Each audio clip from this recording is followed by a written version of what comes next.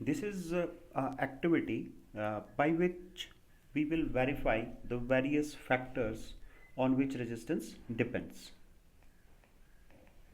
Various factors on which resistance R या फिर current आपकी डिपेंड करती है किन किन चीज़ों के ऊपर, वो हम देखते हैं। अब देखिए, फर्स्ट केस में आपने एक वायर लिया हुआ है, ठीक है। फर्स्ट केस में आपने एक वायर लिया हुआ है, उस वायर की आप सपोज कीजिए कि लेंथ कितनी है, L है। लेंथ आपकी कितनी है, L है। तो यहाँ पे आपके पास जो करंट की वैल्यू आएगी, मान लीजिए वो क्या है, I1 है। दूसरे केस में आपने क्या किया, सेकंड केस में आपने जो वायर लिया है उसमें मटेरियल भी आपका सेम है।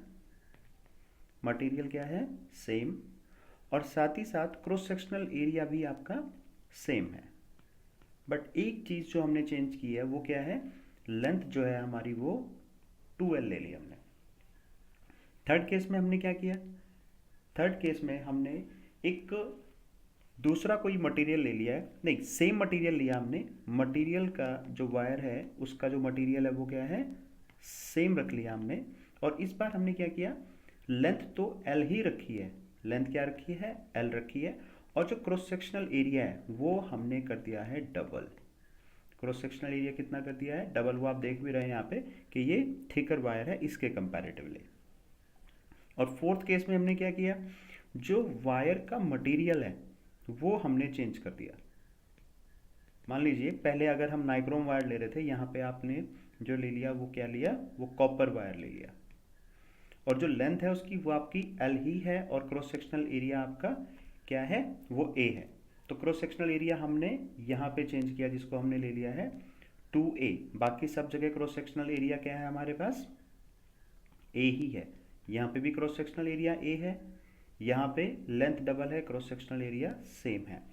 तो ऐसा करने के साथ अगर हम एमीटर की रीडिंग नोट करते हैं, क्या करेंगे हम, जो एमीटर है हमारे पास, एमीटर की रीडिंग अगर हम नोट करते हैं तो वी विल ऑब्जर्व कि जो पहले वाला केस है उसमें मान लो करंट की वैल्यू हमने क्या ली है, I।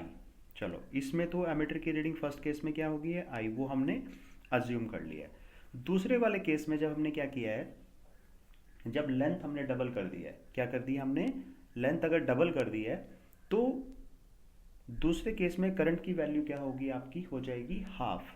करंट आपकी बन जाएगी I/2। ये हम एमीटर से रीडिंग से ऑब्जर्व कर सकते हैं। तीसरे वाले केस में क्या होगा, जब आपने क्रॉस सेक्शनल एरिया आपने डबल कर दिया है तो अब करंट की वैल्यू भी आपकी क्या होगी, डबल हो जाएगी।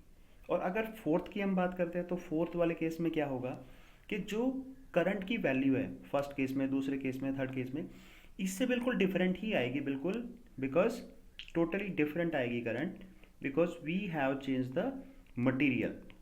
Totally different value of current, यहाँ पे करंट की वैल्यू आपकी बिल्कुल ही डिफरेंट आएगी।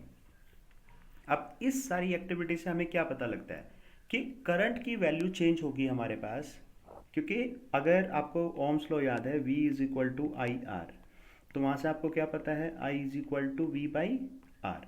तो यहाँ पे वोल्टेज V की वैल्यू तो हमारी क्या है, कांस्टेंट है।